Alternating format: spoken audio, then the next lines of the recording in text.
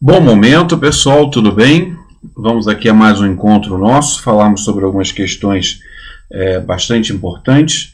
Primeiro, no dia de hoje, a gente vai falar sobre a ortodoxia neoclássica. A ortodoxia neoclássica, ela é uma escola da economia, uma das mais importantes, que se coloca, principalmente a partir de um autor chamado de Marshall, se coloca como sendo uma das principais vertentes da economia. Importante notar que a ortodoxia neoclássica, os ortodoxos neoclássicos, se opõem aos autores chamados economistas políticos. Quem são os economistas políticos? Adam Smith, Marx, Davi Ricardo. Esses autores são chamados de economistas políticos. Por quê? Porque eles utilizavam uma teoria chamada teoria do valor-trabalho. Então, o primeiro ponto de diferença entre eles é a teoria do valor-trabalho, enquanto a ortodoxia neoclássica utiliza a teoria da utilidade. Então, veja, para a ortodoxia neoclássica, usamos teoria da utilidade. Então, a primeira diferença com relação ao referencial teórico para os economistas políticos, teoria do valor-trabalho. Para os economistas ortodoxos neoclássicos, teoria da utilidade e, é claro, também a aplicação da teoria marginalista. Segundo ponto de diferença, para os economistas políticos, Adam Smith, Karl Marx, Davi Ricardo, se estuda as classes sociais, agrupamentos de pessoas, classes sociais. Então, Marx, por exemplo, vai falar em classe dominada e classe dominante. Tá? O Davi Ricardo vai falar em produtores e donos de terra como classes diferentes. Já a ortodoxia neoclássica utiliza um outro objeto de análise. Para a ortodoxia neoclássica, o que se estuda é o indivíduo. O indivíduo. Então, pessoal, veja. Segundo ponto importante de diferença entre economistas políticos e ortodoxia neoclássica. Segundo ponto, objeto de estudo. Os economistas políticos estudam classes sociais, enquanto a ortodoxia neoclássica estuda o indivíduo como elemento. Ou seja, o objeto de estudo é o indivíduo. Terceiro ponto, pessoal, não menos importante, terceiro ponto que é a forma como a economia é vista. Para a ortodoxia neoclássica, a economia é a ciência que estuda a alocação eficiente dos recursos, tendo em face a necessidade de alocar esses recursos porque são finitos. Alocar os recursos finitos eficientemente em face do desejo ilimitado da sociedade. Então, para a ortodoxia neoclássica, o objeto de estudo vai ser qual? O objeto de estudo vai ser a alocação dos recursos de forma eficiente. Para os economistas políticos é um pouco diferente. Para os economistas políticos, a ideia é estudar a produção, circulação e distribuição da riqueza. Então, terceiro ponto de diferença para a ortodoxia neoclássica, nós temos o estudo da economia como o estudo da alocação eficiente dos recursos. Para os economistas políticos, nós temos que a economia é o estudo da produção, circulação e distribuição da riqueza. Ok?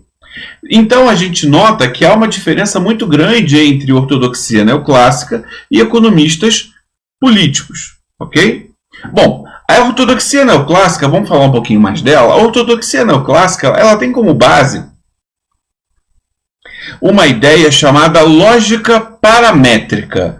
O que é a lógica paramétrica? Pessoal, a lógica paramétrica ela precisa ser compreendida como um dos principais elementos teóricos da ortodoxia neoclássica. né, que vai ser, por exemplo, ali toda a nossa microeconomia que a gente estuda, tá? Ou seja, qual é a ideia? Numa situação de concorrência, cada sujeito procura maximizar as suas satisfações. O consumidor maximiza a utilidade daquilo que ele consome, o empresário a empresa, né, vai maximizar o lucro que ela tem. E a ideia qual é? A gente se vê diante de um mercado que nós não controlamos.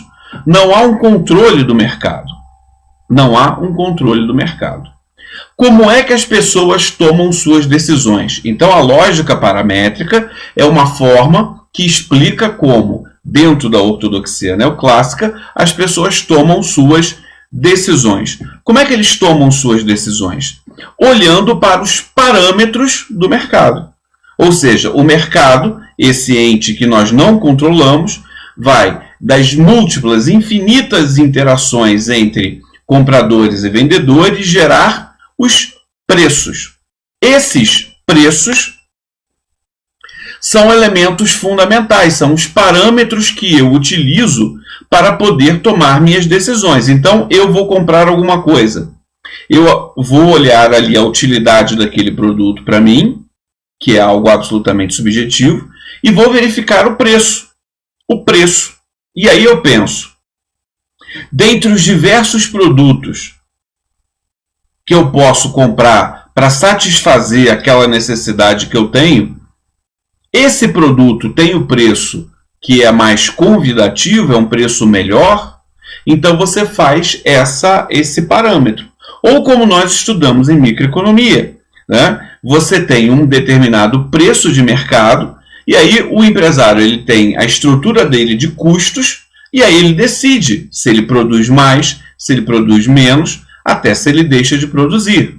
Então veja, como é que nós tomamos essas decisões, tá? Nós olhamos para o mercado e utilizamos os preços como parâmetros para balizar nossas decisões de consumo ou de produção. Ou seja, cada indivíduo deve se adequar aos preços determinados pelo mercado e, a partir daí, fazer as suas escolhas. Ou seja, os preços são os parâmetros dessas escolhas, que é algo muito importante. Um terceiro ponto que a gente precisa ver aqui no nosso vídeo é o seguinte: a ortodoxia neoclássica tem como método de análise aquilo que a gente chama de estática comparativa. O que eu quero dizer com estática comparativa? A estática comparativa é a ideia de que a ortodoxia neoclássica trabalha com diferentes equilíbrios. Então você tem uma situação de equilíbrio, você deve ter visto isso em macro e microeconomia. Você tem uma situação de equilíbrio, há uma alteração das variáveis que geraram aquele equilíbrio, e aí você calcula um outro equilíbrio. O equilíbrio 1, você vai calcular o equilíbrio 2, e aí você vai comparar esses dois diferentes equilíbrios. Dessa forma, a gente tem algumas observações que são importantes. A primeira é o que é o equilíbrio na ortodoxia neoclássica. O equilíbrio na ortodoxia neoclássica se parece muito com o equilíbrio newtoniano na teoria clássica da física. É aquela situação em que você, naturalmente, caminha e ali, por ser uma situação mais estável, ela vai se manter até que haja uma alteração. Como a gente aprendeu, por exemplo, em microeconomia. O professor chegava e passava um problema para você, dizendo assim, a tecnologia mudou, aí dava uma nova função de produção, você calculava um novo equilíbrio. Quando é que aquilo vai mudar de novo? Quando a tecnologia mudar de novo, por exemplo. Ok? Então você trabalha com estática comparativa. A questão é, o que acontece entre um equilíbrio e outro? A teoria ortodoxa neoclássica não se debruça sobre esse problema. Por isso que a ortodoxia neoclássica é chamada de uma teoria atemporal. Uma teoria que não se preocupa exatamente com como eu saí de um equilíbrio e fui para o outro. Como a empresa se adaptou àquela nova tecnologia. Quais foram as mudanças que ela precisou fazer. Como é que o mercado se alterou. Quais são os novos desejos ali do consumidor? Isso não é abordado. Por isso a ideia de que comparar equilíbrios, a estática comparativa, na verdade, ela apenas nos dá a situação de dois momentos diferentes, sem estudar a história desses momentos. Na verdade, pessoal, o tempo não é importante nesse modelo. Você tem um equilíbrio e o outro equilíbrio. Você despreza quanto tempo demorou para sair de um lado e para o outro, de um equilíbrio 1 para o equilíbrio 2. Você despreza a história dos agentes durante esse processo. Por isso é chamado de um estudo que é atemporal ou ahistórico.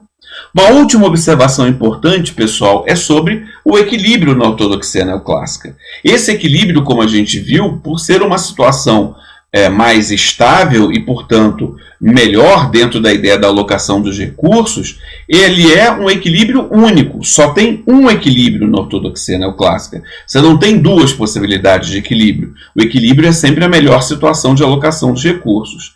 É um equilíbrio estável, então ele é único e estável. Estável porque ele só vai mudar se alguma dessas variáveis, muitas delas exógenas à economia, se alterarem.